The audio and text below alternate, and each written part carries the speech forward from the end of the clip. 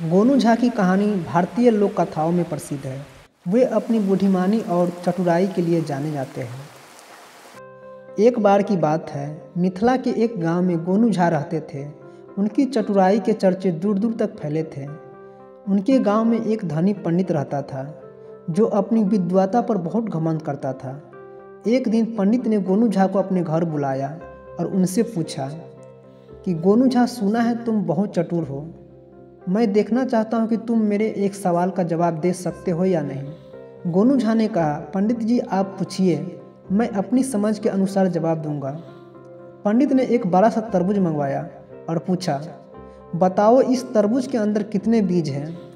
गोनू झा ने बिना सोचे समझे उत्तर दिया, पंडित जी इस तरबूज के अंदर 251 बीज हैं। पंडित ने हंसते हुए कहा, गोनू झा यह तो गलत है। जब तक इसे काटोगे नहीं कैसे पता चलेगा कि अंदर कितने बीज हैं। गोनू झा मुस्कुराए और बोले, पंडित जी यह तो आप भी नहीं जानते कि मेरे उत्तर सही है या गलत। चलिए इसे काट कर गिनते हैं। अगर 251 बीज हुए तो मेरी चतुराई सिद्ध हो जाएगी और अगर नहीं हुए तो मैं आपकी बात मान लूँगा। पंडित को लगा कि तरबूज काटने से नुकसान होगा, इसीलिए उन्होंने बात बदल दी और कहा, नहीं गोनू झा, इसे रहने दो, मैं मानता हूँ कि तुम चतुर हो। पंडित को गोनू झा की चतुराई खटकने लगी। उन्होंने तय किया कि वे एक और कठिन सवाल पूछेंगे ताकि गोनू झा हार मान लें। अगले दिन पंडित ने गोनू झा को फिर बुलाया। पंडित ने कहा, गोनू झा, मैंने कल तुम्हारी चतुराई देखी थी, लेकिन इस बार मैं तुम्हारे लिए एक और सवाल लेकर आया हूँ। अगर इसका जवाब नहीं दे पाए तो तुम्हें मानना होगा कि मेरी बुद्धि तुमसे अधिक है। तो गोनू झा ने कहा, पंडित जी सवाल पूछिए, लेकिन अगर मैंने सही उत्तर दिया तो आपको मानना होगा कि मैं आपसे अधिक चतुर हूँ। पंडित ने मुस्कुराते हुए कहा, यह बताओ संसार में सबसे मूल्यवान चीज़ क्या है। गोनू झा थोड़ी देर तक सोचते रहे और फिर बोले, पंडित जी संसार में सबसे मूल्यवान चीज़ समय है। जो व्यक्ति समय की कद्र करता है वही सबसे बुद्धिमान होता है। पंडित ने इसे सामान्य जवाब मानते हुए कहा, यह तो साधारण उत्तर है, इसे सिद्ध करो तभी मैं मानूंगा। गोनू झा मुस्कुराए और बोले, ठीक है पंडित जी, कल सुबह सूरज उगने से पहले मेरे घर आइए, मैं इसका प्रमाण दूंगा। लेकिन ध्यान रहे, अगर आप समय पर नहीं पहुँचे तो अपनी हार माननी होगी। पंडित ने चुनौती अस्वीकार कर ली। अगली सुबह पंडित ने सोचा कि वो समय पर गोनू झा के घर पहुँच जाएंगे, लेकिन उन्हें देर हो गई और वे सूरज उगने के बाद पहुँचे। गोनू झा ने दरवाजे पर उनका स्वागत करते हुए कहा कि पंडित जी आपने देर कर दी। समय का कदर करना सबसे महत्वपूर्ण है। आप इस परीक्षा में असफल हो गए। पंडित ने शर्मिंदा हो गए और बोले, गोनू झा तुम सही कहते हो, वास्तव में समय ही सबसे मूल्यवान चीज़ है। मैं तुम्हारी बुद्धिमानी मानता हूँ। इस प्रकार गोनू झा ने अपनी चतुराई और ज्ञान से पंडित को फिर से पराजित कर दिया। गोनू झा की चतुराई और समझदारी की चर्चा राजा के दरबार तक पहुंच गई। राजा को यह विश्वास नहीं हुआ कि कोई इतना बुद्धिमान हो सकता है। उन्होंने गोनू झा को दरबार में बुलाया और एक कठिन चुनौती दी। गोनू झा, मैंने सुना है कि तुम बहुत चतुर हो। मैं तुम्हारी परीक्षा लेना चाहता हूँ। अगर तुम मेरी चुनौती पूरी कर लोगे तो मैं तुम्हें इनाम दूंगा, लेकिन असफल हुए तो तुम्हें दंड मिलेगा। तो गोनू झा ने कहा, महाराज आपकी चुनौती स्वीकार है, बताइए मुझे क्या करना है। राजा ने 3 सवाल पूछे। पहला, ऐसा क्या है जो दिन में चलता है पर रात में सो जाता है। और दूसरा सवाल है, ऐसा कौन है जो हमेशा देता है पर कभी लेता नहीं। और तीसरा सवाल था, ऐसी कौन सी चीज़ है जो जितनी बांटी जाए उतनी ही बढ़ती जाए। गोनू झा ने मुस्कुराते हुए उत्तर दिया, पहला सवाल, महाराज दिन में चलने वाला और रात में सोने वाला छाया है। सूरज के साथ यह चलती है और रात में अदृश्य हो जाती है। दूसरा सवाल, जो हमेशा देता है पर लेता नहीं, वह पेड़ है। यह हमें फल, छाया और ऑक्सीजन देता है, लेकिन बदले में कुछ नहीं लेता। तीसरा सवाल, जो जितना बांटा जाए उतना बढ़ता है, वह ज्ञान है।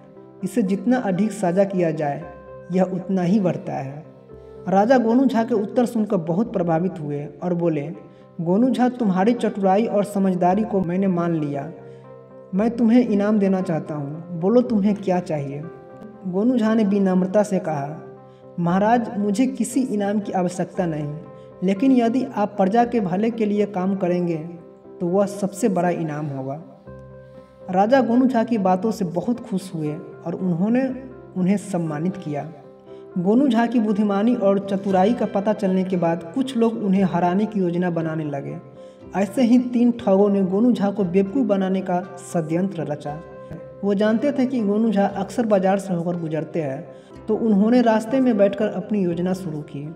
गोनू झा अपने गधे पर सवार होकर बाजार जा रहे थे। पहले ठग ने उन्हें रोककर कहा, गोनू झा, आपके गधे की हालत तो बहुत ख़राब लग रही है, क्यों न इसे बेच दें, मैं इसे खरीदने को तैयार हूँ। तो गोनू झा ने कहा, मेरा गधा स्वस्थ है, यह किसी को बेचने के लिए नहीं है। गोनू झा आगे बढ़ गए। थोड़ी दूर पर दूसरा ठग खड़ा था। उसने गोनू झा को रोका और कहा, गोनू झा, यह तो बहुत आश्चर्य की बात है, आप गधे की जगह कुत्ते पर सवार होकर जा रहे हैं, क्या आपको यह महसूस नहीं हो रहा है? गोनू झा ने हैरानी से कहा कि कुत्ता, तुम क्या कह रहे हो, यह तो मेरा गधा है। तो ठग ने कहा, आपको भ्रम हो रहा है, यह गधा नहीं है, कुत्ता है। गोनू झा थोड़ा चिंतित हुए, लेकिन फिर भी आगे बढ़ गए। थोड़ी दूर चलने के बाद तीसरा ठग ने उन्हें रोका। उसने गधे की इशारा करते हुए कहा कि गोनू झा, आप सचमुच बहुत महान हैं, आप तो शेर पर सवारी कर रहे हैं। गोनू झा ने गंभीरता से सोचते हुए कहा, यह क्या हो रहा है, पहले गधा, फिर कुत्ता और अब शेर, क्या मेरा गधा सचमुच बदल गया है? गोनू झा समझ गए कि कुछ लोग उन्हें मूर्ख बनाने की कोशिश कर रहे हैं। उन्होंने चुपचाप योजना बनाई। गोनू झा अगले दिन गधे को सजाकर उसी रास्ते से गुजरे। तीनों ठग फिर वहां मौजूद थे। गोनू झा ने उनकी ओर देखा और कहा, तुम तीनों तो बहुत ज्ञानी लगते हो, मैं अपने गधे की पहचान भूल गया हूँ, तुम लोग इसे खरीद लो, यह कभी गधा, कभी कुत्ता और कभी शेर बन सकता है। ऐसे गधे की कीमत तो बहुत ज़्यादा होनी चाहिए।